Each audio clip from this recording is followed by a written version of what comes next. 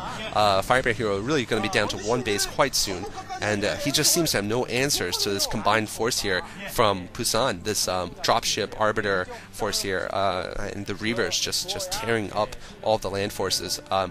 Looks like Pusan is able to take the upper two bases freely at his will, so he's going to be fine for resources, while FirebatHero is just confined to that upper right third on the map, and that's going to just choke him to death for resources. Looks like most of his factories are not producing because he's lacking the intake to produce from all his factories, and they're going to be sitting idle here, desperately just trying to build more tanks. I'm not sure what he can do. Once again, it's really hard to find answers here because carriers are quite slow and immobile compared to this hybrid force here, and you know, carriers are actually quite easily dealt with, I feel, by a good Terran player than this force that has mobility, it has surprise, and it doesn't need to be attacking at just one place like carriers do.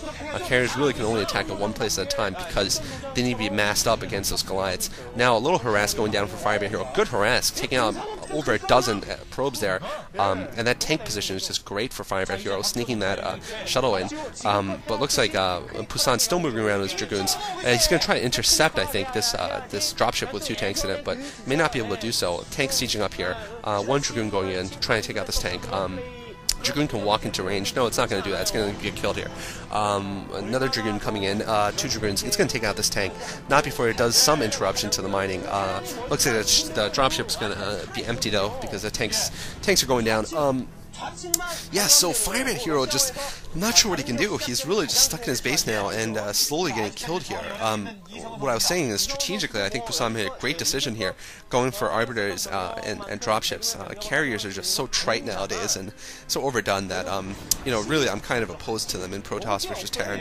I don't know. Maybe they're great on maps like Katrina, but they're just not great for every map. And yeah, we're seeing a lot of probes being transferred up to the 12 o'clock position, and yeah, FirebatHero is just so far behind. I'm pretty sure that Pusan's going to reach unit max fairly soon, and FirebatHero, of course, is far from that. An Arbiter going up to the north here, it's probably setting up for a recall, but a lot of mines being set up, so clever for FirebatHero. Looks like this Arbiter is just going to chase that floating command center a little bit, and High Templar are up, so rounding out the tech tree for Pusan here. The High Templar are going to be great also for dealing with any kind of Terran defense here. Their Side Storms are so great against the support units, also against clump tanks. Looks like Arbiter getting EMP'd there, losing its shields and its energy. It looks like Pusan's going to go out for an attack here. FirebatHero with a defensive position overlooking the ramp, so when the units come down the ramp, they are going to get shelled, but Pusan just might have so much he can just brute force his way through that contain there. It looks like, yeah, Pusan just has expansions all around the map. 12 o'clock position, 11 o'clock position, inside 11 o'clock position. It's just 3 healthy and new expansions against FirebatHero's 1, and some storm going off, able to kill those mines actually protecting the area, and more Arbiters just continuously being produced from that one Stargate. Very clever Pusan there, just using his Arbiters as the late game unit, and now more mines being laid here. Pusan just going backwards a little bit. Pusan, I feel like, could end this game a little sooner now. Perhaps he's just making sure that he can break through decisively this time and really take out FirebatHero in one fell swoop instead of being pushed back by the sort of last few tanks of FirebatHero. And Pusan taking over all the upper left like he has the option to do so. And now just clearing some mines out, I think. FirebatHero desperately just on the defense here, not moving out at all. You know, he really can't because all he has is vultures and a handful of tanks. Not enough against his combined force here. And Pusan playing a little bit defensively, leaving his Dragoons at his expansion. I think he feels like he's pretty comfortable here with the form that he has here. I really don't know what FirebatHero can do. I guess more dropships and perhaps more surgical drops may be an option, maybe his only option here, but even that probably would not work, although he has done good dropship plays so far. His main push in the middle, geez, he really has to go quicker than this, but he is being careful here and building lots of turrets to prevent against these drops. We'll see how successful they are, though, because it looks like, yeah, an attack going in before he can set up fully on this ridge here. Ooh, that stasis not effective, though, just taking out one tank, putting one tank in stasis. Another stasis may be coming in here, though. This Arbiter is not doing anything just yet. Might have been EMP'd. More Arbiters just coming in here. Yeah, but Dragoons are coming in under the... Oh, Science Vessel goes down here, so he's going to need a scan, or actually those turrets are providing detection. But just so many ground forces here for Pusan. He's just brute forcing his way through here with Dragoons and Zealots. Looks like he took out most of the tanks. He is going to retreat, though. Looks like he didn't have enough to fully take the ridge, but he can afford to throw away units, while FirebatHero really can't, having only one expansion and nowhere left to expand on the entire map. He needs to kill expansion to get an expansion now. No free areas left.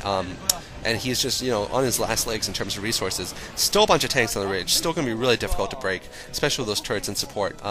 Yeah, mineral only is completely gone, so he's down to one straggling base there in the right side 11 o'clock position. And if Pusan can get a drop there or a recall, that would really seal the game here. Despite having a large force in the middle, FirebatHero would just be slowly starved to death, because those forces will fall eventually. And Pusan's very easily able to replace his forces. Looks like FirebatHero going for another slow push here. He's just desperately trying to take out some of these expansions here, but a ton of Zealots going up here. It looks like 24 Zealots coming in. Wow, that's a lot of Zealots. And those Zealots are going to be crazy effective against these tanks here. Once they get into range, Zealots just eat up tanks. Looks like Zealots are going to absorb them with Spire Mine hits. They don't care. They're just running in as fast as they can. They're acting both as suicide bombers and as attack units in their own right, able to kill these tanks by splash also. And yeah, all the forward tanks getting taken out, Arbiter taken out, but more Zealots still alive. Looks like 3 of the tanks were stasis though. Tanks desperately try to set up a defense, and Dragoons moving in here. We'll see if he takes out all the tanks. A Reaver coming into the mix, everything being thrown into the middle here. And yeah, looks like he's going to be able to clean up all FirebatHero's forces. Just 2 tanks left unstasised. These tanks are going to fall to these Dragoons here, and Vulture's desperately trying to set up mines to slow down this advance. These mines are going to slow down the advance a little bit here, but FirebatHero having no tanks left. I think this is a good game here because FirebatHero just has no production left, and he's lost his only force left. I feel like he just doesn't have the intake to match at all what Pusan has, and Pusan has the entire tech tree taken up. He could even switch to carriers if he wanted to right now, although I think that's unnecessary at this point. FirebatHero just losing his last tanks now. Pusan is being able to go into his main base if he wants, or to go up for the right side 12 o'clock position, and reinforcements flooding in. It looks like he must have like a dozen gateways or something, because he's producing units a dozen at a time. It's just crazy there. Yeah, so FirebatHero succumbing here to Pusan's excellent play, and really the game was decided around 20 minutes ago when Pusan just owned all of FirebatHero's expansions with drops, and FirebatHero really had the lead in the beginning of the game, but he really just squandered it by not having anti-air. Of course, Pusan did an excellent work breaking out. Now he has the game. Pusan looking very happy that he won the game. He's shaking his head. It was an exhausting game, I have to say. A 40-minute long game. But he takes it for MBC Hero, and yeah, he's celebrating. And of course, the Pimpest play in this game was actually the breakout in the beginning, when Pusan took down those 4 early tanks. Even though he lost both nexuses, both expansion nexuses, he was down to 1 base against FirebatHero's 2, but he managed to break out with a combination of great shuttle micro. Oh, and FirebatHero just looking distraught, putting his head down. If you've seen some recent games, he's also shown a lot of emotion after losing. Unfortunately for him, he really didn't make a lot of mistakes, except for the lack of anti-air, but he just looks really distraught here. Lost a game where he felt that he should have taken it in the beginning, and by all rights, he should have taken it, but Pusan coming from behind, showing what great Protoss micro can do. So I hope you enjoy this long game here. This is probably my last Pimpest play game. I'll probably be switching to some newer games here, or perhaps one more historical series. So please give me some suggestions on what I can improve and what else I should be doing that you want to watch. Thanks for watching, guys, and please visit sc2gg.com.